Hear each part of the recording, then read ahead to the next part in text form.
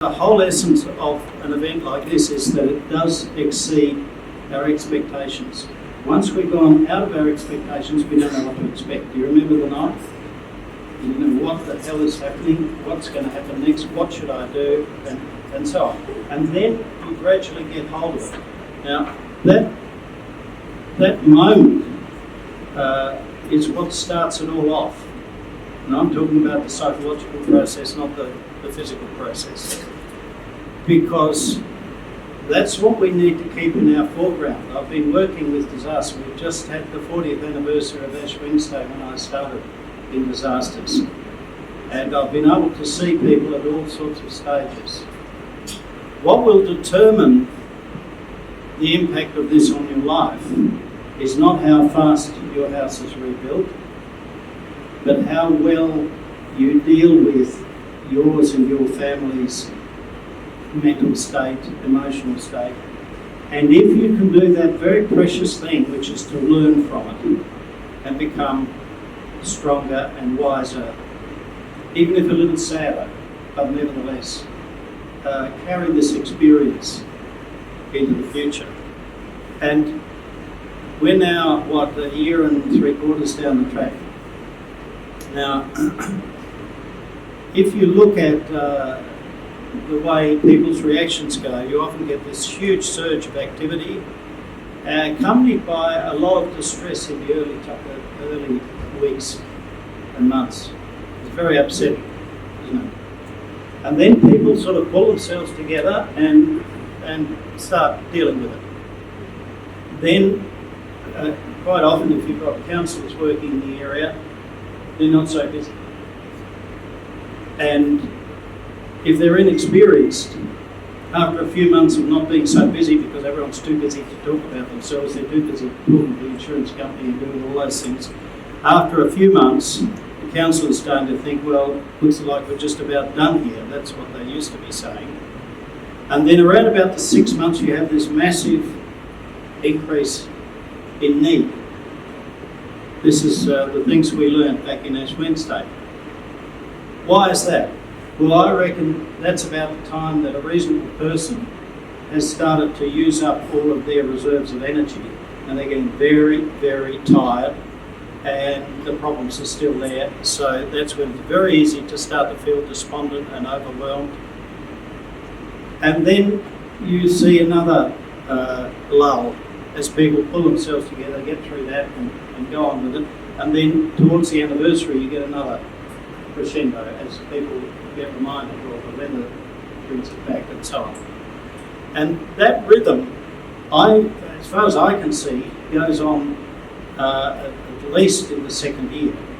Now we're probably in a slightly lower lull coming up to the second anniversary. But I think it's really important to understand that that rhythm is related to the way in which we use up all of our emotional resources because of the tremendous need, and then feel flat for a while, and then we actually have to then disengage and pull ourselves together and do whatever to try and get the energy back, and then we can do it again. Because the recovery process is not like normal life. You've got to invent how you're going to do it. And it keeps exceeding your expectations, doesn't it? How long will it take? How long does the insurance company take? And so on.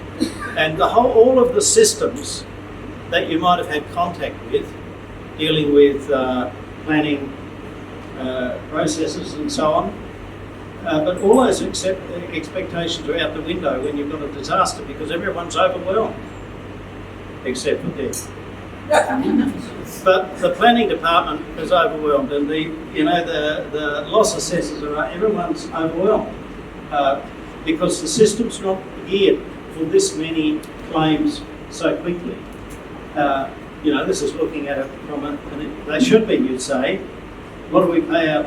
But they're not going to be. And so, people come into the disaster recovery environment with expectations built about normal routine experience. And so therefore you have this demoralising experience of your expectations being exceeded all the time. And I think it's really important to understand that. Now, there are three things that I talk about to do with the immediate impact. Three problems. The first is the trauma. The trauma is the bad experience on the day when you didn't know what was going to happen. And some terrible things nearly happened. We've been very lucky in this event. And it's not just what happens that causes the trauma. It's what you think might be going to happen, because that's what you emotionally get ready for. And so people often say to themselves, I don't know why I'm so upset, nothing happened to me, or nothing went wrong, or I didn't get hurt. No, it's what you thought was going to happen that changes forever your sense of safety or security. That has to be rebuilt over time.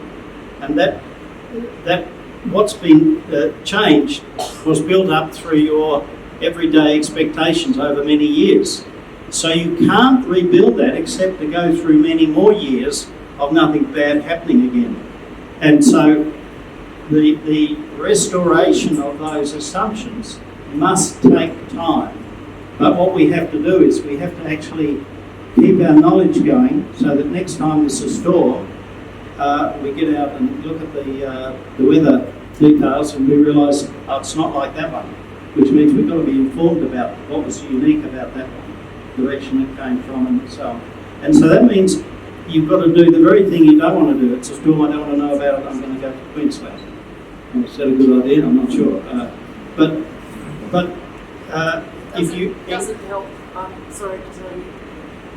Once you live through it, the idea that it's coming, you can be anywhere you like. It still is there if you know it's coming. That's right. But what you've got to do is you've got to actually, even if you don't believe it, look at the weather details and then watch what happens. It doesn't blow all the trees down.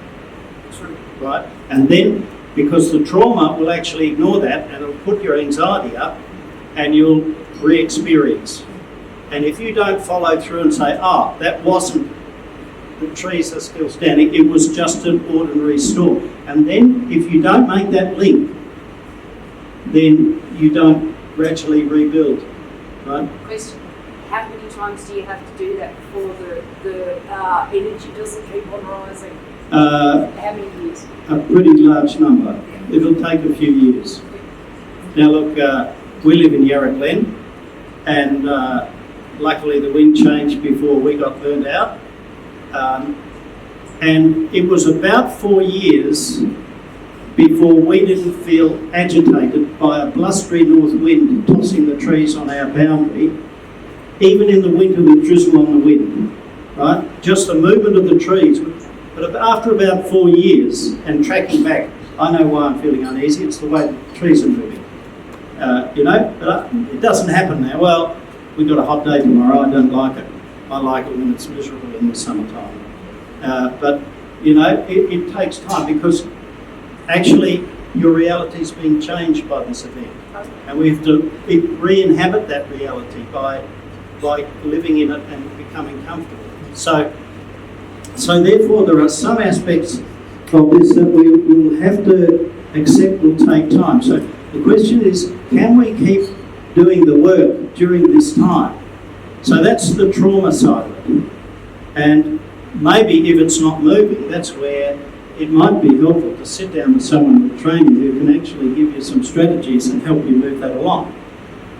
The second problem is the loss. And we lose all sorts of things. And it's the emotional significance of the loss that counts. Of the garden, of the heirlooms, of the house you chose, the house you loved, and so on and so forth. And now the problem with that is we know that the real solution to loss is grief.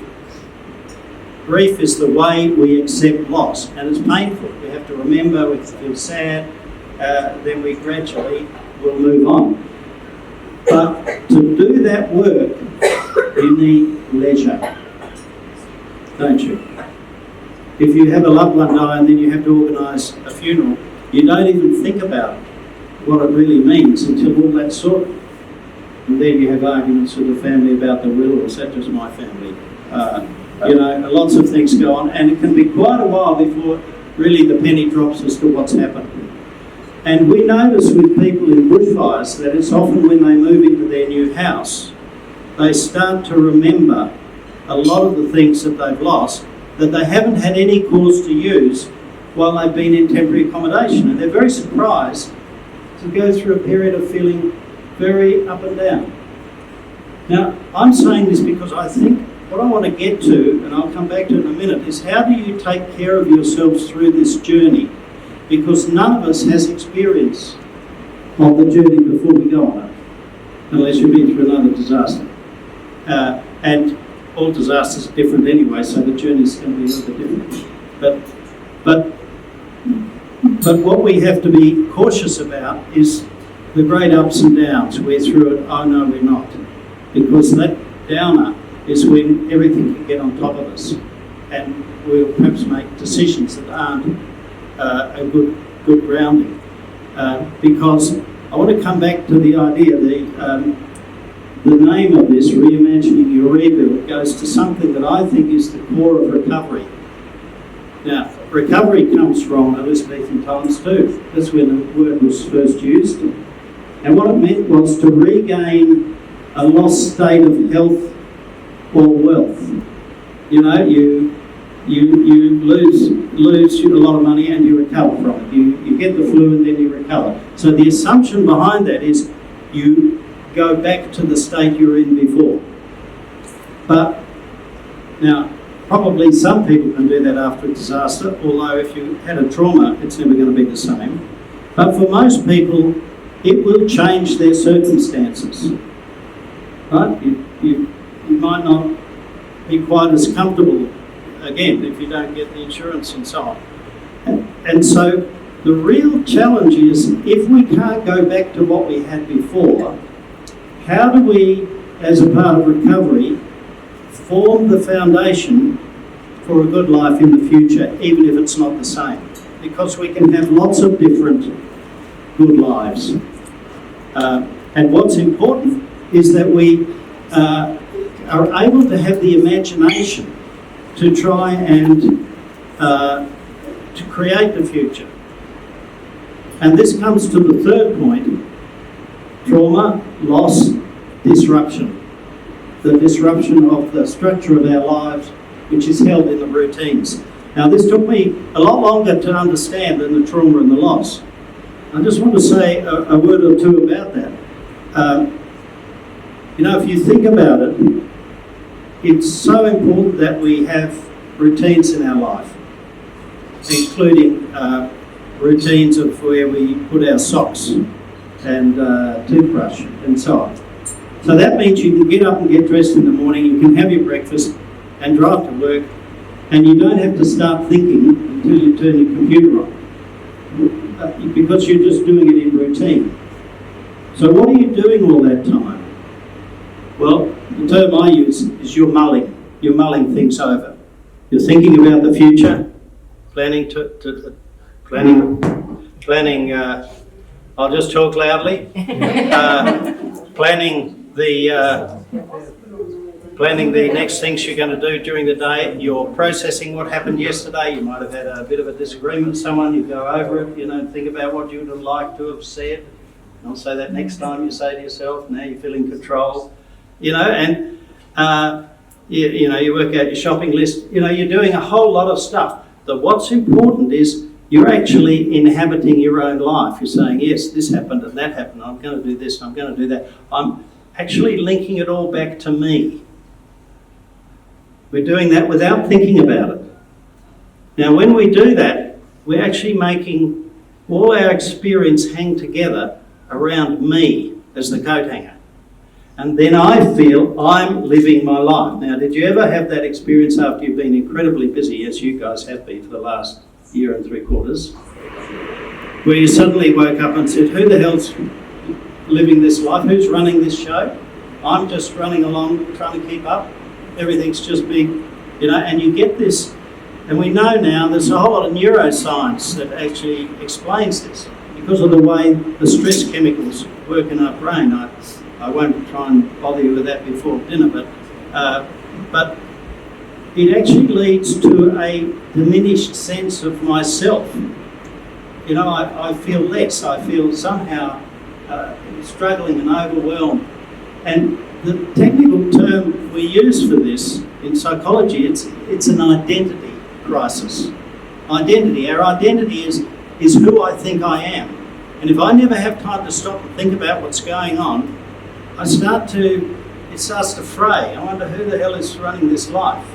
And in the end, you start to make shortcut decisions like, well, I don't care what you do. I remember a woman after Black Saturday who had that thing, decision-making crisis. You know, the builder rang her up and said, I'm at the tile place. What kind of tiles do you want for your bathroom? And she shrieked at me, I don't care what effing tiles you buy, just get it done. Right? Now, that'll be all right, but in 10 years' time when she's using that bathroom, she'll look at those purple tiles and think, why the hell did he put those there? Right? It's not my taste. And I've had an elderly couple come to me 4 years after Black Saturday, at my last meeting at St Andrews, and they came up and said, you know, listening to you, we look at our house, which we rebuilt as quickly as we could, and we now look at it and we see all the things we could have done to make it creative and different and interesting that we didn't do because we couldn't think of them. And in fact, we won't be able to have another house because we had to use all our savings and so forth to build the house. We didn't have enough insurance. And this is the house we're going to spend the rest of our lives in. And it's not a creative, enjoyable place. Listening to you, he said, I think we rebuilt too soon. You see, now, they would be, you know, the people you hold up and say, look at these people, they've been in the house for 2 years already. No, that's not what's important. What's important is, because it won't matter in 10 years whether you moved in 1 year or 6 years. What will matter is that you're actually happy and you've got a new creative opportunity that you never would have got. You had a chance to redesign your house and you took it.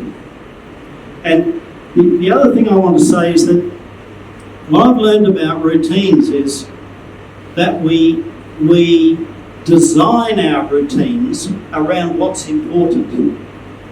Because the only way we bring the important values and ideals into our life is not just occasionally, but regularly embodying them in our activities without thinking about it. Right? Now, my good wife's here. I notice that I've got to be nice to her nearly every day in a routine way without thinking about it. Otherwise, there'll be trouble. Right? Now, that routine of being nice to her regularly embodies in physical form in my life the value of my relationship, doesn't it? And it's not good enough to just do it occasionally when you think of it. And when you've got the energy, you've got it. And if you've got that pattern, it happens. You know, you just do it in a routine way, and that then gives you the structure and things keep moving. Now, I think that applies to many different parts of our lives, particularly in families with children and so forth. But the structure of our recreational activities, our engagement with friends, and you take every aspect of our life and look how it's routinized. Now, if you lose your routines and you suddenly go into a difficult environment where you're having to improvise the whole framework of your life, you may lose things without realising it. So I think a really important question to be asking now and in the next little while is, what did I routinely do before the storm that really gave my life value and meaning on a routine basis? Not the special holidays, but the things I did on a routine basis that kept me going. Am I still doing it? And if not, what's happened to it? Because now this is when I started working. I was sent up to Macedon as part of a children's hospital team, and nobody knew what we should be doing up there. And I sort of realised when you listen to people, most of the time you're talking to ordinary people who would never have come to see a psychologist. And when you listen to what they're talking about, sometimes they're talking about trauma, sometimes about loss, but often they're talking about their lives have become confused and disorganised and they're just not working very well. And that can lead, in the long term, to significant problems. And I had to invent a language, so I invented a problem that is not a problem for the psychiatric textbooks, but it's a problem for people's lives, and I call it degraded quality of life. Right? So, in other words, you don't take time out, you don't have recreational time, you don't have leisure just to hang out and be together. Because you haven't got time, you've got all this stuff to do, haven't you? Well, we can't afford it, etc. And so your life becomes grim and austere and drudgery if you're not careful. And your quality of life deteriorates.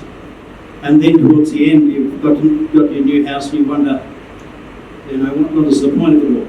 Because that lack of input, the lack of mulling, the lack of leisure really means I'm actually losing this ability to feel part of my life and to ask the question, what's important? Now, I think the essence of recovery is how do I create the foundation for the new future? And the new future has to be what's important in my life. Where am I headed? What am I wanting to achieve? I don't mean in terms of, get $1 million or a holiday house in Queensland or something, but just what am I wanting to achieve as a lifestyle, because we work towards that. But we don't think about it all the time. You buy a house up here and that's it, you made a decision, now you make a life here.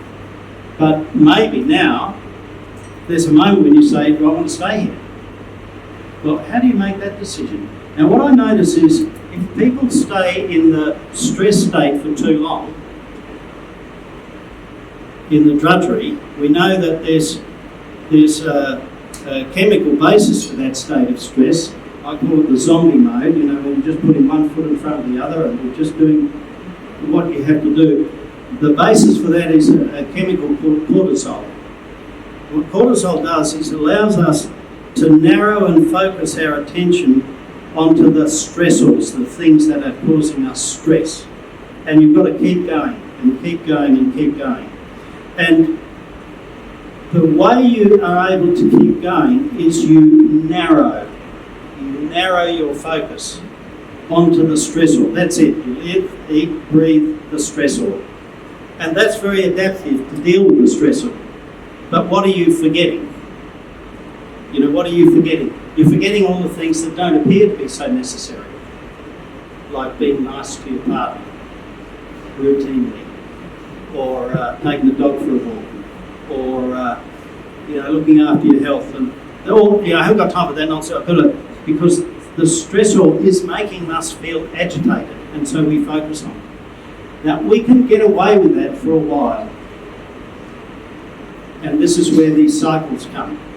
But after a while, you go flat, and then you start to wonder, what's the point of it all? I'm too tired. Things get on top of me. We have an attack of an anxiety attack or something, and this is where these because you've exhausted yourself. So one of the most important things we need to do to protect ourselves during this time is protect our physical energy. It takes physical energy to manage emotions. Sleep, diet, exercise, and these sorts of things. And we have to be doing that by building routines wherever we are, whatever we're doing. Think about it. How will I build my routines to protect these qualities in my life? And we know there's research to show if you stay in that cortisol for a long time, after you come out of it, not at the time, but after you come out of it, you have an increased risk of various health problems. and we notice this in disaster recovery environments. There's often, a whole lot of ill health down the track afterwards. We can prevent that, I think, by doing the stress differently. And now part of the way the cortisol works is to actually enable us to do the core things we have to do. So I say we can do anything that is routine, automatic and familiar. So we can think about rebuilding the house we had. But the whole business of being lateral, creative, innovative is too hard. And we know that's because you don't get into those parts of your brain. And that's where it's so important to be able to talk together. It was wonderful to hear the here, the animated. And there's energy in that, isn't it? There's enjoyment and amusement and so forth. There's such an important energy that we only get from social interaction. But what you also get is other points of view. Things that just take you out of your own little tunnel vision. And this has been now shown in one of the big research enterprises being done in the US, where they find that if they look at all the statistics, the most reliable predictor of how fast and how complete the recovery of a particular community is a measure of their social capital. Social capital really means just relationships. How many people turn out to events like this? How many people belong to associations and organisations? How many people do volunteering? And so on and so forth. Just getting out there means you get outside your own mind and you start to access, I think of it as the community mind. Everyone's got a bit of knowledge here, but it's a unique bit of knowledge. So the more we communicate, the more we actually exchange that. And we know that there's a great tendency in this zombie mode is to withdraw and just focus on your own stuff.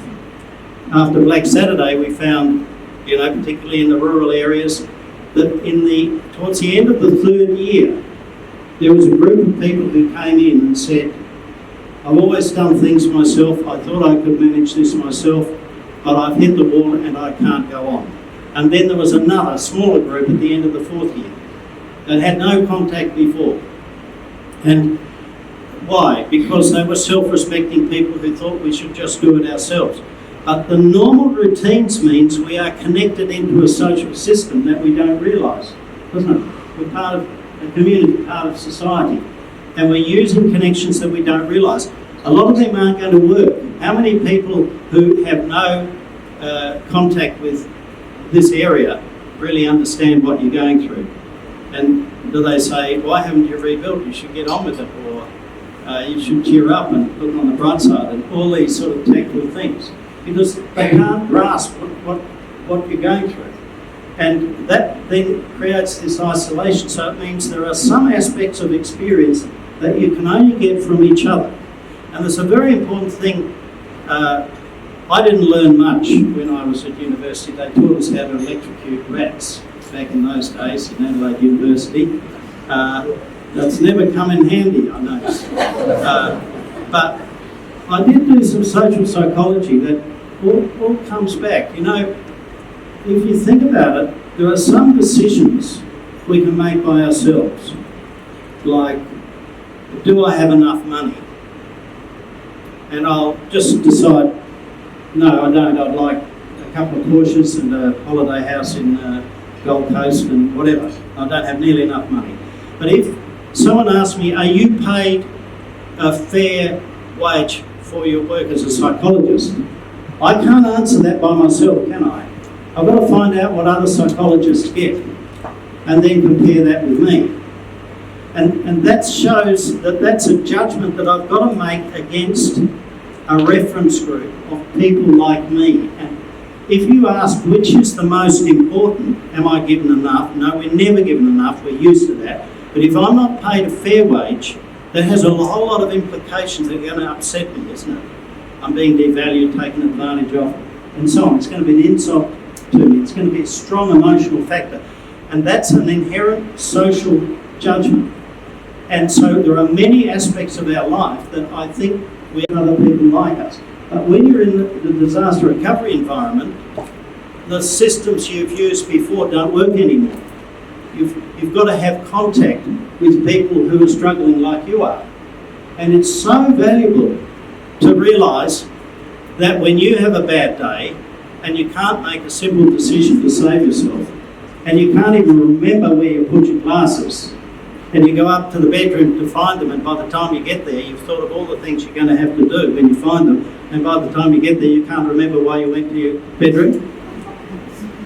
Now, I can see from the way you all laugh, it's not just me, is that right? Because this is a product of the way cortisol works in your brain, because of the narrowing and focusing. That's, instead of mulling as you walked up the corridor, yeah, I'm going to get my glasses, what a lovely day it is, it'd be really nice up at the sky high, I wonder what, and then getting your glasses, you got up there and think, oh my God, I've got to do this, I've got this phone call, and this email, and what's the insurance company going to say? And you completely lost that mulling. And this drives us mad, doesn't it? Because we become so inefficient.